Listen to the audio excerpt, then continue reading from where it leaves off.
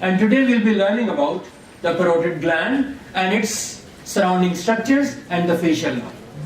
This is my objective for today, and these are some of my objectives, which I will try to cover up today. I'm using the word I will try.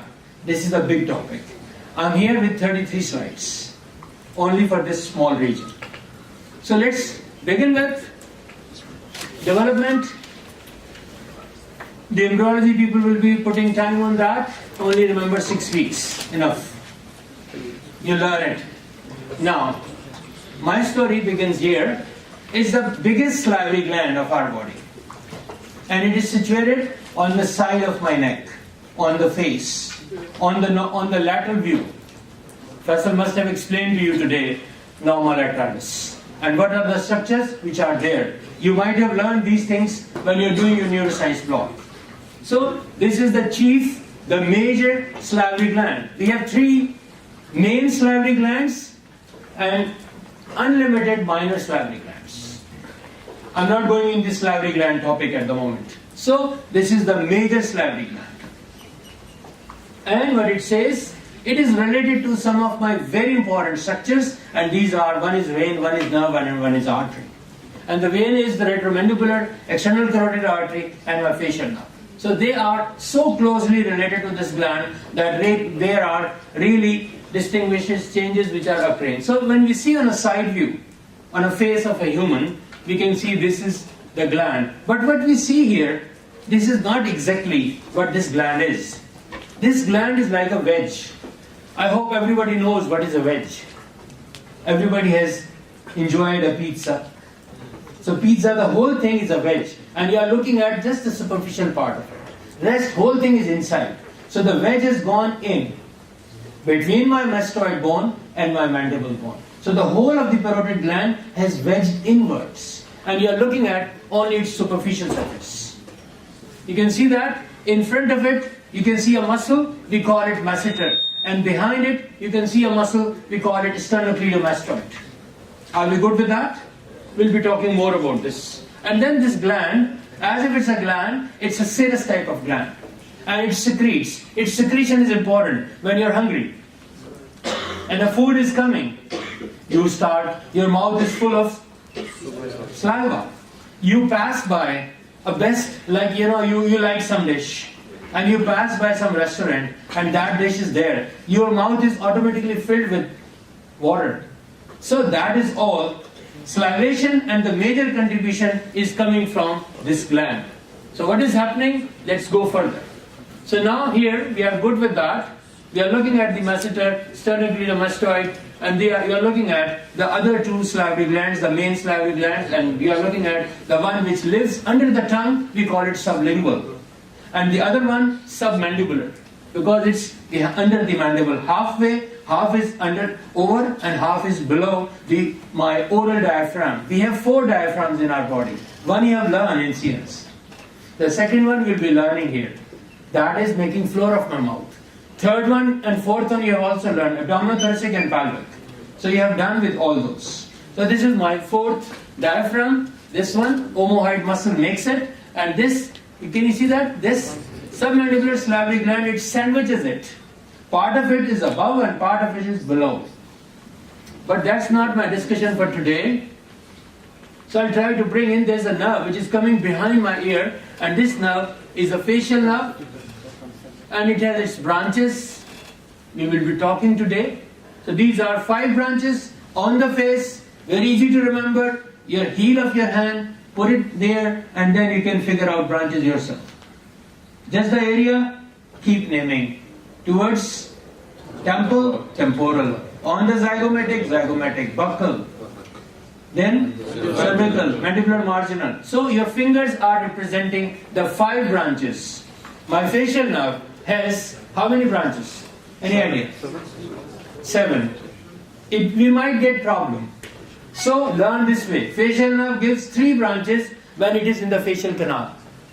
It gives 3 branches when it emerges from stylomastoid foramen. And it gives 5 branches on the face. So altogether we have 6 and 5, 11. 3 and 3, 6 and 5, 11. So we have 11 branches. And right now you are looking at 1, 2, 3 and 4. So now this is my artery which is going my temporal region. These are my temples. So we call it superficial temporal artery and respectively superficial temporal vein. And now this is a vein, I'm not maxillary vein, and now you can see that these two veins, they merge here. Retromandibular vein. Now this is where my parotid is. And you are looking at the superficial part of it. And this green structure is the duct which carries over all the secretions which has been made by this major salivary gland. And that has been poured into my vestibule of my oral cavity, opposite my upper second molar tooth. It pierces a muscle which, if I want to whistle, whistling is only possible if my facial nerve is working. If facial nerve is gone, I cannot do this. I cannot whistle around. I cannot evacuate things from my vestibule. So this is opening in the vestibule opposite my upper second molar tooth. That's the place where we have opening of this duct, parotid duct. So parotid gland. Now, I have brought for you a dissection. This dissection on a special type of cadaver. These cadavers, I don't want to go in details, but this is the thiel embalmed cadavers, and the structures look like real, as if you are doing on a real person, like not a dead person. The perception is like that. This is a special technique. And you can see that on this side, just under your ear, you are looking at a parotid gland, and so many mesh of the structure which are emerging out. That will learn. Now going further, can you see now? These branches, these nerves are more clarified by just adding up this yellow dots. Going further, you can see that now gland has been retracted, and now those nerves, the branches of the facial nerve which was coming out, they were shown in more details. And now the gland has totally taken off. Now you can see the arterial gland, because external carotid artery is the artery which supplies on my face, and it goes right up to my scalp. It emerged because my common carotid bifurcates into external carotid and internal carotid. Internal carotid never gives any branch in the neck or on the face. It goes within the cranial cavity. You have learned it by now. And external carotid is responsible to supply in the neck, on the face, on the scalp. So you are looking at some of those branches. This is where the facial artery is being shown, superficial temporal is being shown, so many others being shown. We'll be learning in the next lecture when I'll be talking about infratemporal fossa, because this area is nothing but the infratemporal fossa if I go a little bit inside. So now, this is another view, and you're looking at the parotid gland.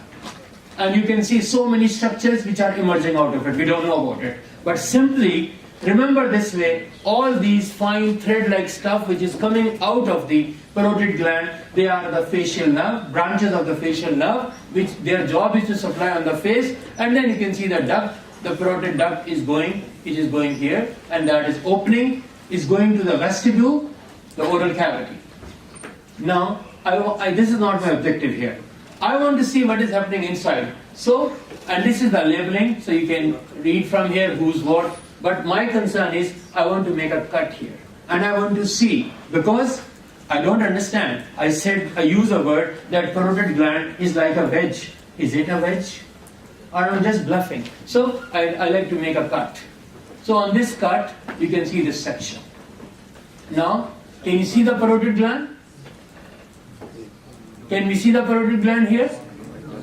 We are still struggling. So these are my parotid glands. So can you see the wedge? And before we were just looking at this part. Before we were looking at this part, and this whole thing was invisible to us. And you can see here it's labeled here as colored as the pink one, and these are my parotids on both right and left side. Are we good so far? Yes. So you can see that it is something which is sandwiched in, it is wedged in. So the superficial part is visible to you, the deep part is not visible to you. So now let's explore it further. Now here, let's level it. This is my mastoid process, this is my mandible which has been cut, and this is the same view. Now, ramus of the mandible, this is the mandibular canal, and inside the mandible we had a muscle attached. One of my masticatory muscle. I call it, it's inside, medial, so medial pterygoid. And outside the ramus of my mandible, on my face, I have a muscle, which is my masseter. Okay? So masseter and my medial pterygoid muscle. And now here, in this mandibular canal, I have structures who are entering here.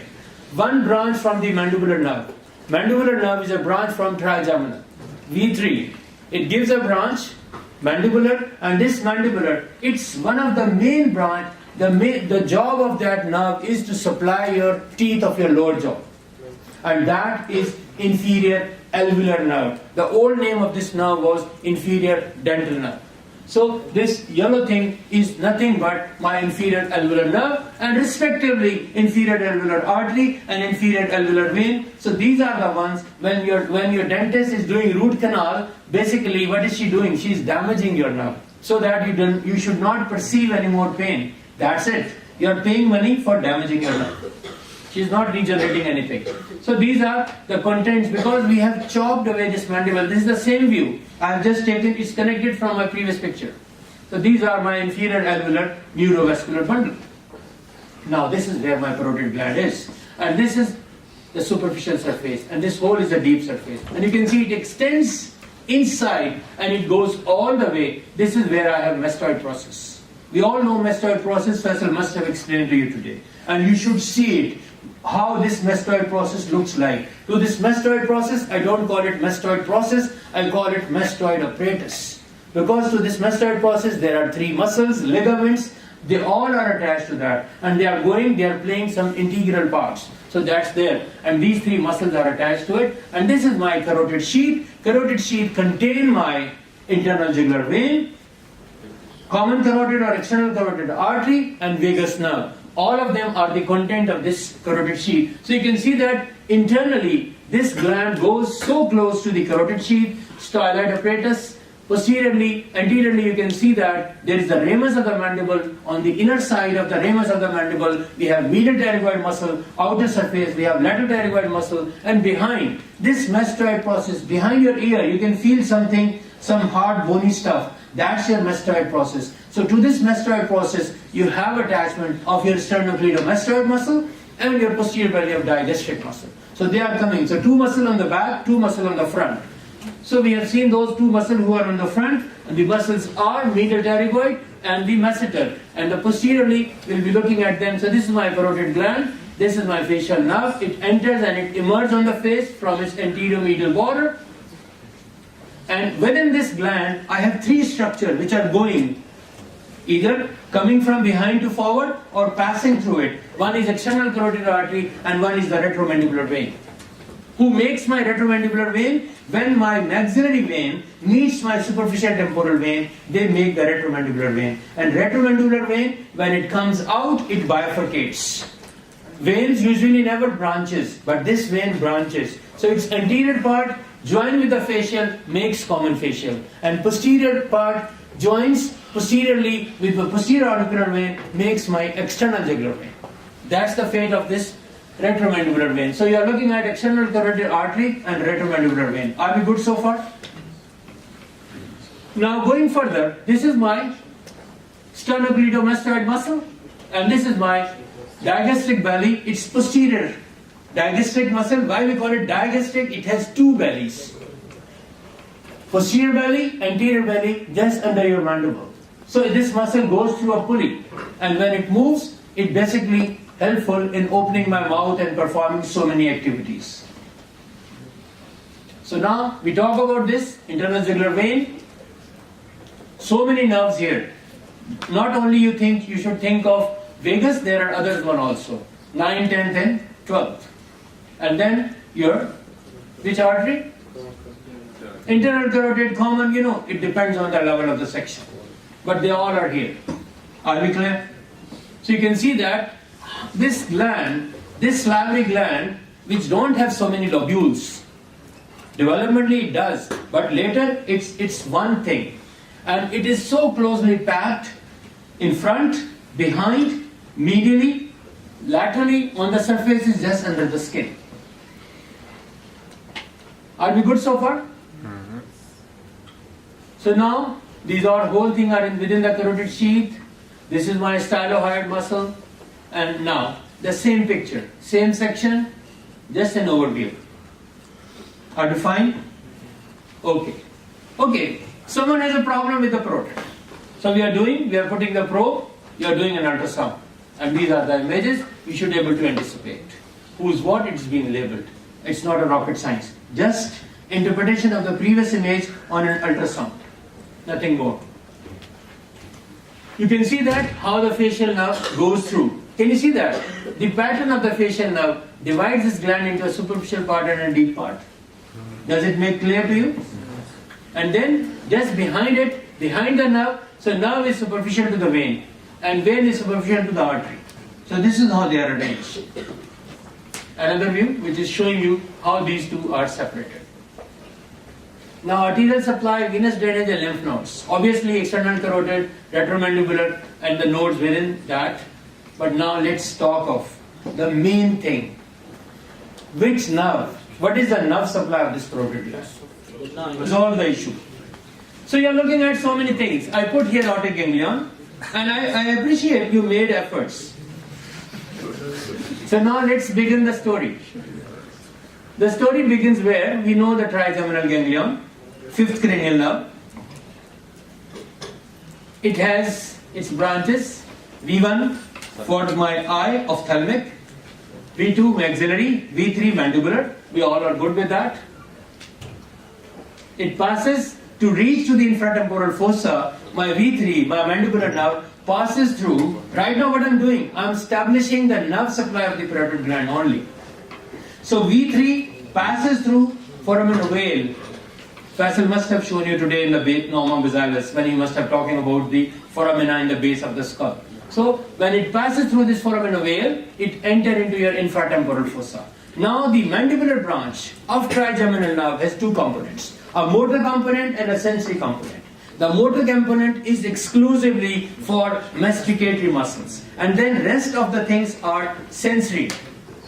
So now let's see what happens here. So mandibular nerve V3 and you are looking at its motor part. We are not bothered with that. But it gives a sensory branch which goes posteriorly. That branch is named as auriculotemporal nerve. So this auriculotemporal nerve is going close to this is where my parotid is. This is my styloid process. So my auriculotemporal nerve, from where? From the mandibular branch of trigeminal. It is reaching there. This is the straha. Everybody has to reach to this place. And this is aortic ganglion. I matched the color here.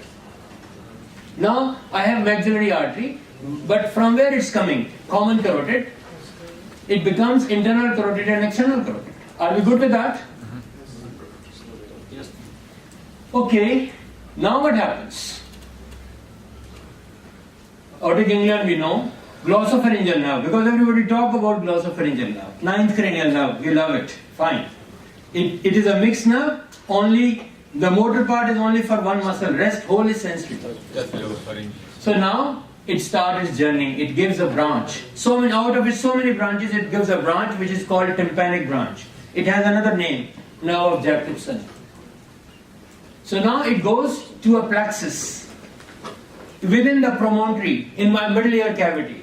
It goes and contributes in a plexus. We call it as tympanic plexus. Why we call it tympanic plexus? Because it is situated in it's related to the ear, middle ear cavity. So this tympanic plexus is being formed, so many other nerves contribute here. What it carries? It carries parasympathetic. It carries parasympathetic. And from this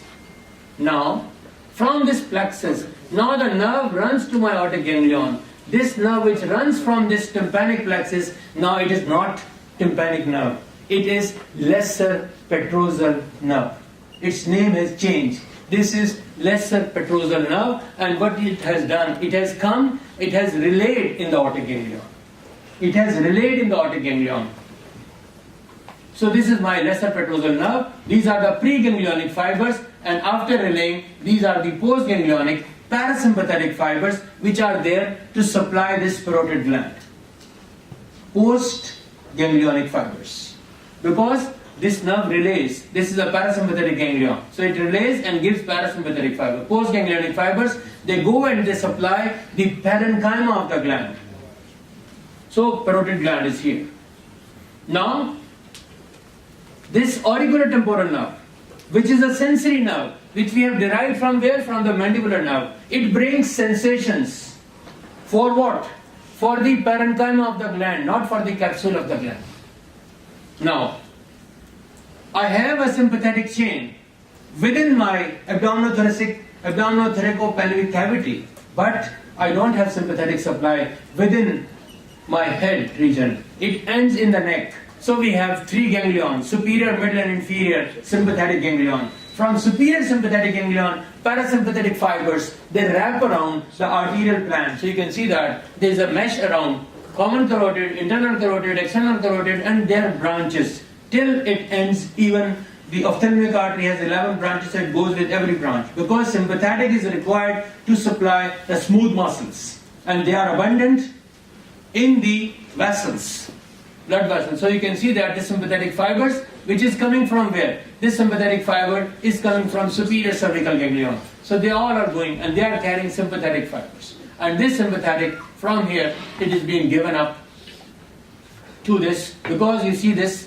middle meningeal artery, it passes between auriculotemporal nerve, makes a loop around this middle meningeal artery, and from here, the sympathetic fiber, they traverse and they also come to this ganglion, but they are not doing it, they're just passing by. And now, if somebody asks me, what is the nerve supply of the aortic ganglion? My answer is, aortic ganglion gets its nerve supply from the parotid gland, gets its nerve supply, parasympathetic nerve supply, from the lesser petrosal through glossopharyngeal, then you can connect it to inferior petrosal thing, those sort of things, and then sympathetic from the superior cervical ganglion, which is sending sympathetic fiber, they are wrapping around the vessels, and then the sensory fibers, they are coming from the auriculotemporal nerve, which is a sensory branch of the mandibular nerve. So all these three components, they are reaching and they are supplying the glandular substance, the parenchyma of the parotid gland. Now I talk about the parotid gland is wrapped in a very thick fascia, and this is called the capsule of the parotid gland. Now what happens? The parotid gland in inflammatory situation, because when this parotid gland is inflamed, now what happens? You have food or you have some extra secretion, and it becomes so painful. Parotid gland becomes so painful because if there is some obstruction to the outflow, inflammatory condition, maybe the duct got blocked. So it's so painful, and these pain fibers are not carried by auriculotemporal, are not carried by glossopharyngeal through lesser petrosal, are not carried by sympathetic, they are carried by greater auricular. That's another story. Got it? So there's a different nerve supply for the gland, and there's a different nerve supply for the capsule who covers this gland. Are we clear so far? So now this whole description is being mentioned here. This is for your reading. Okay? I hope we are good. Any question regarding parotid? This is a section. What level? Pons. I'm not going in detail, just an overview, because my main task is on the face. Fourth ventricle. I hope you all know with these structures, you have just gone through this big detailings. I'm not putting time on this. Just a recap. So which nerve? Sixth nerve nucleus, abduction, is a motor nerve, and it's coming out. Why I'm putting it here? This is one of the motor nucleus of my facial nerve. Facial nerve is what type of nerve? Mixed nerve. Thank you. Can you tell me its components? Motor, sympathetic. Do you say sympathetic? No. No cranial nerve has sympathetic, because sympathetic is coming from sympathetic chain. So it has parasympathetic, it has sensory, it has motor, and it has spatial sensory also. Taste. Okay, thank you. What else? How far a tympani reach to the tongue?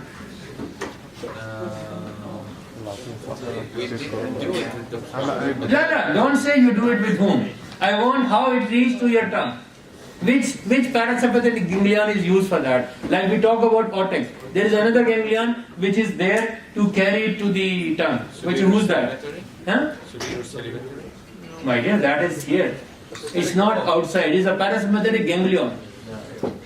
It's istiraha outside your home. Huh? La. Don't say pterigo. P is silent. Pterigo palatine. Okay? It happens. Okay. So now, coming back, we'll talk about these things. So this is the motor nucleus of my facial nerve, and what it does? It makes a curve around. So in the fourth ventricle, it makes a turn, and that raises this one. So this raising, this area which is raised is because of the turning over the abduction, and we give it a name. This is my facial nerve, and this turning is a facial colliculus in the floor of the fourth ventricle. We talk about these in this. You just pass it. Now let's come to the facial nerve. Let's see what happens. This is my brainstem, which has pons, medulla, everything. I hope you'll be knowing more than me at the moment. So now let's begin. Trigeminal, V1, V2, V3. We don't need it. Our main task is here. This is my geniculate ganglion, and you can see now, it's for you, chorotympany. And it has a relay station. And it has a name, submandibular. Like aortic ganglion, this is submandibular ganglion. And this is my chorotympany. This is my tympanic membrane, lingual nerve. Who carries?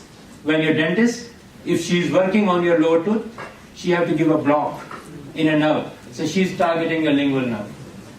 When she gives local anesthetic across your lingual nerve, now you can perform any type, you can cut, take out any tooth, anything, you don't perceive any pain. So that's the whole thing is being, she's blocking this nerve. And if she want to work on your upper teeth, she can block this maxillary. Maxillary has 3 branches which supplies the teeth, anterior, middle and posterior. So now it's going backwards. So this is for the taste. Are we good? Now what happens? Internal acoustic nates. When the facial nerve emerges from the brain stem, its next target is to enter into the petrous part of the temporal bone. And petrous part of the temporal bone, the entry point within the cranial cavity is known as internal acoustic meatus.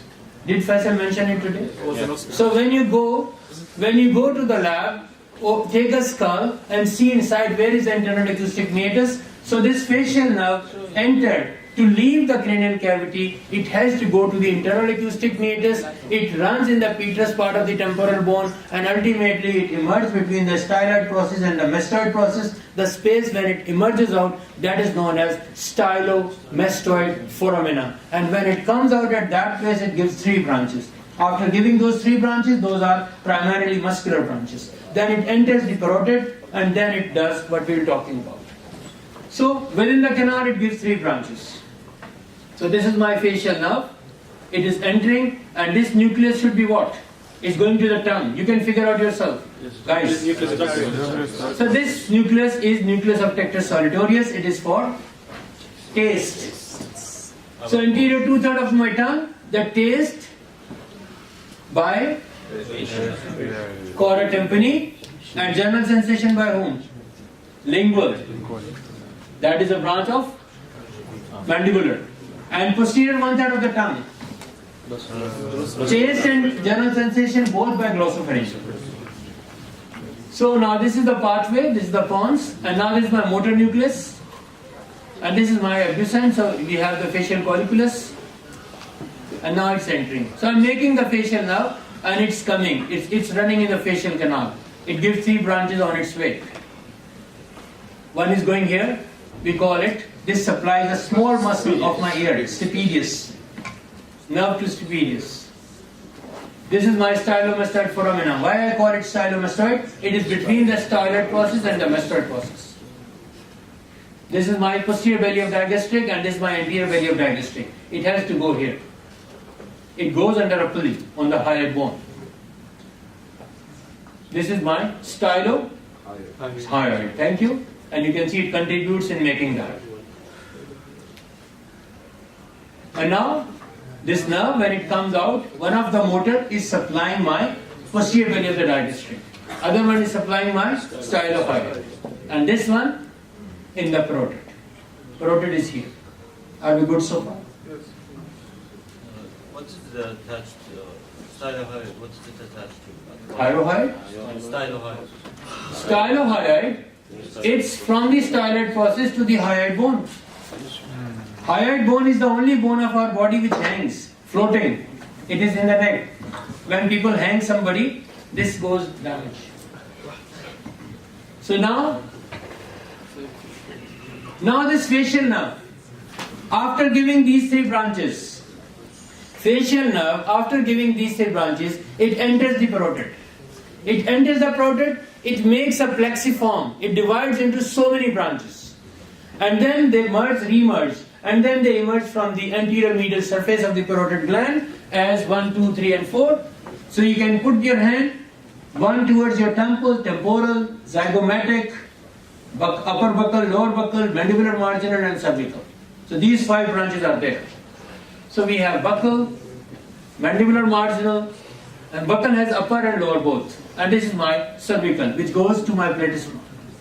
Are we good? The facial nerve gives those branches to the stylohyoid before it enters the parotid. Facial nerve, guys, remember this way. Facial nerve, in the facial canal, give 3 branches. What are those 3 branches? One is chora tympani. One is nerve to stapedius. And other one is greater petrosal nerve. Greater petrosal nerve. 3. In the canal. When it emerges from the stylomastoid foramen, it gives 3. You can see muscular and another one is there, which is for the occipito frontalis, which is not shown here. So when it emerges from the stylomastoid foramen, it gives 3. And then it continues. It enters the parotid, then it divides into 5. And those 5 are the 5 terminal branches on the face. Are we good? So we have branches in the canal. We have branches when it emerges from the stylomastoid foramina, and when we have branches when it emerges out of the parotid gland. Are we good? Now we can see all of them. Let's label them. You can see when it emerges from the stylomastoid foramina. And let's label them. We talk about those. So I told you buccal has 2, upper and lower, for the upper and lower. And this is my marginal mandibular, and this is my cervical, which goes to the platysma.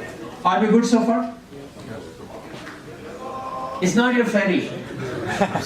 Fairy syndrome, what happens? You can see her, she's sweating. It's same like that. He's sweating only in this area. She's sweating like that. This area can turn out. So she's suffering at fairy syndrome, and this condition can occur after surgery on the parotid. This is the whole detail, but let's see this way. This is the normal situation where your parotid, we talk about the sensory supply, the parasympathetic supply, the sympathetic supply, and this is the greater auricular nerve. Sensory and parasympathetic, guys, this is important if you want to understand that. So this greater auricular temporal nerve was carrying general sensation from the parotid, and it also carrying the postganglionic parasympathetic fibers. They were going to the gland, and the sympathetic fibers were coming from this part. So now what happens? This is the whole story. You remove this parotid, you did some surgery, parotid is gone. Now what happens? An unusual branch may develop, and it's a regeneration thing, and it can be connected to the salivary glands. Now when you are eating, you have the stimuli which were there before for salivation. So now that parasympathetic is connected. This is an unusual growth. It's a rare thing, but it is connected to your salivary glands. So now you sweat when it's hot or other condition, but you can also sweat when your gustatory flow is there. Once you are hungry and your all salivary glands are secreting saliva, it can occur at that time. And that explains your Fary syndrome. If you want to read, you can read it here. So we also call it gustatory sweating. So when she is eating, only that time she is getting sweat. This sweating is not coming every minute. So only when there is an influx, flow of parasympathetic, when she is eating at that time, because parotid is not there, but the phenomena is there. Are you good with that? Yes. Thank you very much. So this is the summary of whole of the thing.